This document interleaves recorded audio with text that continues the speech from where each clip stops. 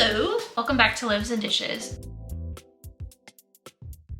So today I am going to be making what we at Loaves and Dishes have affectionately called white trash chicken sliders. It's really simple to make and it's a really great dinner, and if you don't want to cook the chicken, you can use a rotisserie chicken. So let's get into it. I'm going to just go ahead and say I cut my finger pretty bad the other day while I was cooking, and I'm gonna be wearing gloves because I don't want my Band-Aid to potentially slip off in the chicken, and I don't want chicken goo in my cut on my finger. So I'm gonna be wearing gloves today. That's the only reason. Safety first. Trash chicken sliders. This is a really simple recipe, and the great thing about it is you can add or take away things that you don't want. So it's basically rotisserie chicken that we've shredded, cream cheese, some Rotel and green chilies, some ranch seasoning. If you don't want the Rotel or the green chilies, you could leave those out. If you wanted to substitute in another vegetable, you could. It's really up to you and what you want to make this with. You could add some hot sauce to it. That would be really great. You could add some more cheese. I can't have enough cheese. It really depends on your tastes. And but yeah, so let's make this. Okay, so I am shredding my rotisserie chicken. I like to get as much of the skin off as I can because the rotisserie chicken is good when it's hot, but once you let it cool down enough, and actually I bought cold ones from the grocery store because they're a little bit cheaper, and this is going to be a cold preparation, so the skin is not as good this way. So I'm just shredding this up so that it's kind of bite-sized pieces, getting rid of the skin, getting rid of the bones, and any cartilage and stuff that I don't want in my soup. Save your bones and your skin and the rest of the carcass that you're not going to use for this, because you can make a really nice chicken stock with this rotisserie chicken. And I will show you how to do that in another video. But it's really simple. You just kind of put it in a pot with some water and some onion and some, carrots and celery if you have it. And if not, you could just do chicken. And you boil it for like an hour or so, and you have a really nice chicken stock. And that's a really great way to make sure that nothing that you're using is going to waste. Okay, so now for our kind of sauce that's going to go on the chicken, we're going to heat up 1/3 cup of milk and a block of cream cheese in a pan. You probably want to do this in a saucepan, but all of mine were dirty. So I'm using a regular old frying pan that has some sidewalls. You got to use what you have. And you just want to whisk that up. You want to make sure that your cream cheese gets nice and melted, and you want to be careful not to burn the milk.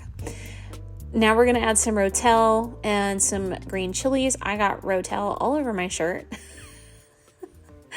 Sometimes cooking gets really messy, and now I'm wishing that I had put on my apron, but whatever. It is what it is, I guess. A little tomato isn't going to hurt me. So I'm just mixing this up, just trying to get my cream cheese melted. Now I'm going to add in a packet of Hidden Valley Ranch seasoning. That's where I noticed that I had stuff on my shirt. I'm just mixing that together really well. If you wanted to add more seasonings and stuff, you could add some garlic powder and some onion powder. If you wanted to add some hot sauce, you could to make it spicy. You could add whatever kind of seasonings to this you wanted to. It's pretty, it would be pretty forgiving. You could add just about anything. I'm adding a little bit of salt and pepper. And if you don't want the look of pepper in your food, but you want the flavor of some pepper, you could do white pepper. I like fresh cracked black pepper, so that's what I went with.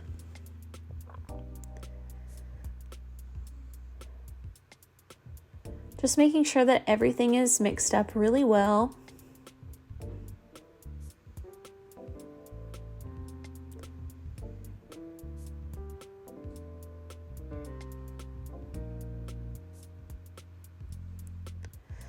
Okay, so and I'm going to add my cheese mixture to my shredded chicken, and I'm going to give that a quick mix.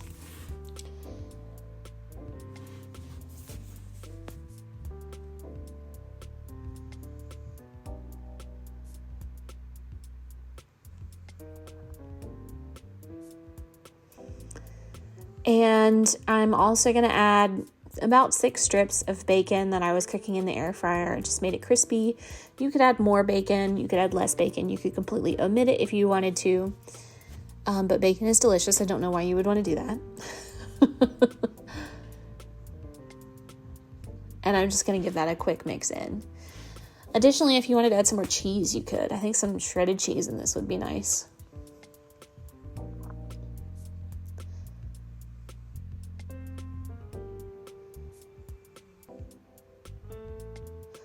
So now I'm going to get my Hawaiian rolls ready.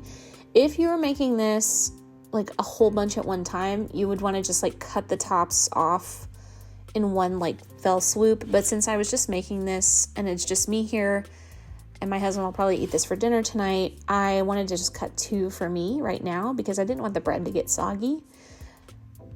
But yeah.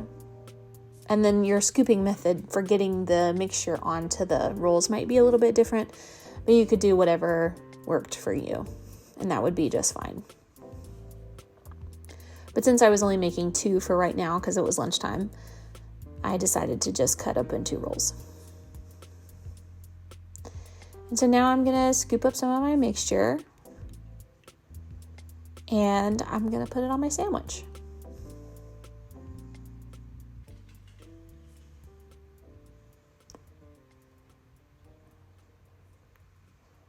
And I'm using this scooper just because I thought it would be easy to scoop it up and get it out with. And it was. So if you have an ice cream scooper, this is a great way to scoop this kind of sandwich mixture. And there they are.